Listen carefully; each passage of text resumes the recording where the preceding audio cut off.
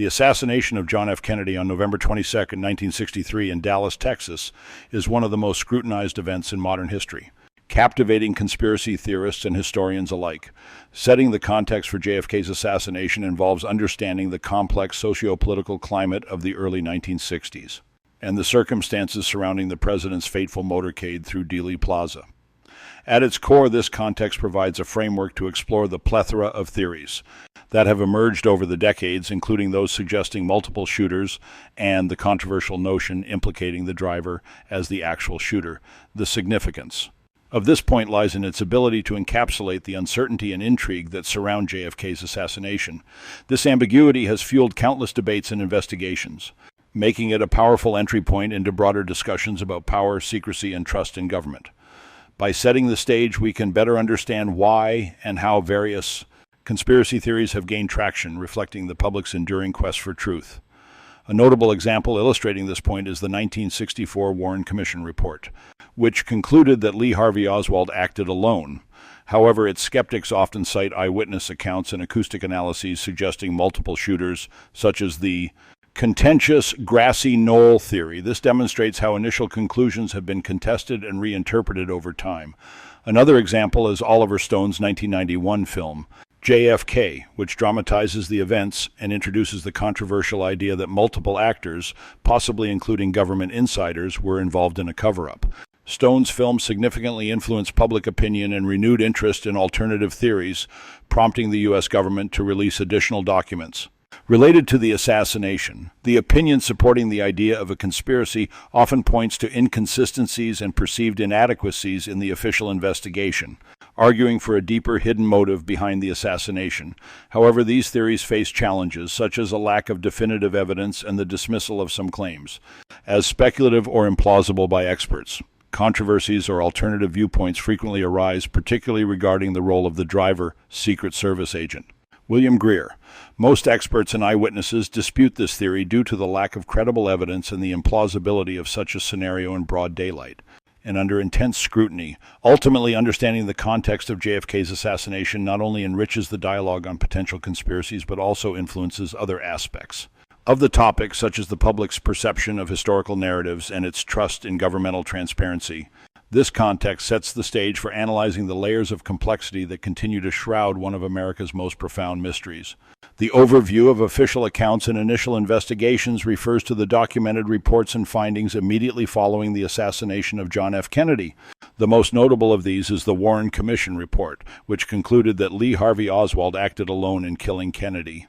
This point lays the groundwork for understanding the various conspiracy theories surrounding the assassination, as the official accounts often serve as a baseline from which alternative theories deviate. The significance of this point lies in its role as the foundational narrative against which discrepancies, new evidence, or opposing interpretations are measured.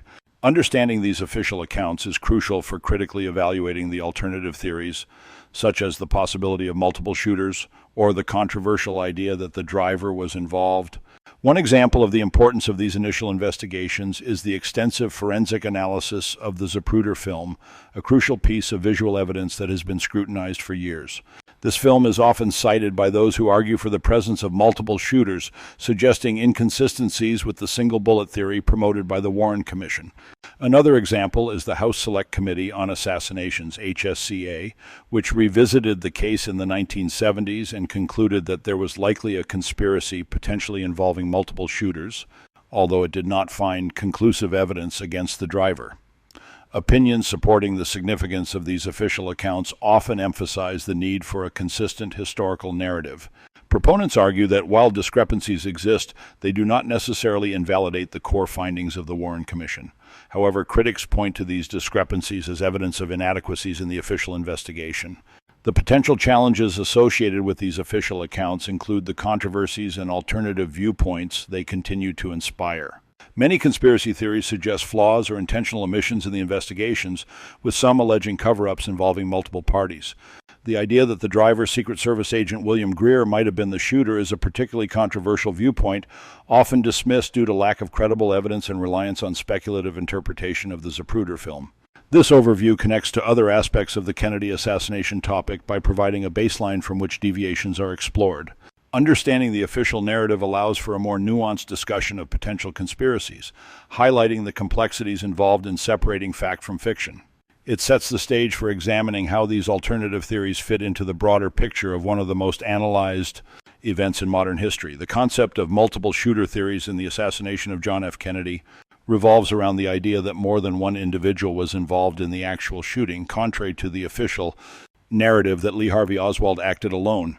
This theory suggests that the complexity and precision of the assassination could not have been accomplished by a lone gunman, proposing instead that coordinated efforts were involved, potentially with shooters located in different vantage points around Dealey Plaza. The significance of multiple shooter theories lies in their potential to reshape our understanding of a pivotal moment in American history. If true, these theories imply a broader conspiracy involving various entities, which could include government insiders, organized crime, or other covert operatives. This challenges the authenticity of the Warren Commission's findings and suggests a need for reassessment of historical narratives. Two notable examples that support the multiple shooter theory include the acoustic analysis conducted in the late 1970s, suggesting shots were fired from the Grassy Knoll in addition to the Texas Schoolbook Depository. Another example comes from eyewitness accounts that report hearing gunshots from multiple directions or seeing suspicious individuals in the area, which adds credence to the possibility of additional shooters.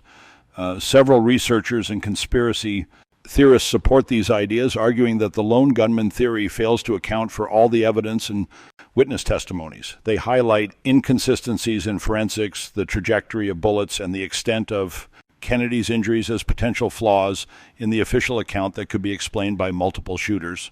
However, the multiple shooter theory is not without its challenges and controversies. Critics argue that the evidence for additional shooters is circumstantial or misinterpreted, and no definitive proof has emerged to confirm the presence of other gunmen.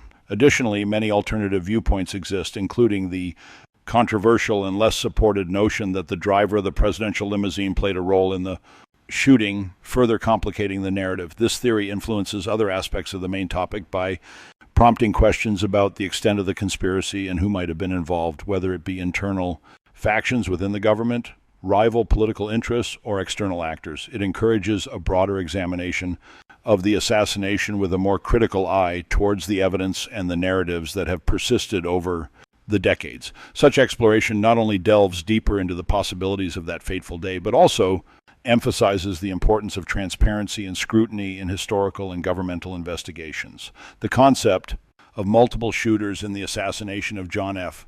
Kennedy revolves around the theory that more than one individual was responsible for firing shots on that fateful day in Dallas, Texas in 1963. This idea challenges the official narrative presented by the Warren Commission, which concluded that Lee Harvey Oswald acted alone. The significance of this point lies in its potential to reshape our understanding of one of the most pivotal moments in American history, sparking debates about government transparency and trust. One well-known example supporting the multiple shooters theory is the acoustic evidence from a police motorcycle radio recording. This audio allegedly captured 4 gunshots, with one coming from a direction inconsistent with Oswald's position in the Texas Schoolbook Depository. This suggests the presence of another shooter, potentially on the Grassy Knoll, a theory further bolstered by eyewitness accounts and the infamous zigzag movement described in the Zapruder film. A second key example is the testimonies of numerous witnesses who reported hearing shots from different directions and seeing suspicious individuals fleeing the scene. Support for the multiple shooters theory has come from various sources, including some independent researchers and authors who argue that the complexity and precision of the assassination could not have been achieved by a lone gunman. These proponents point to the logistical challenges Oswald would have faced in executing such an operation alone.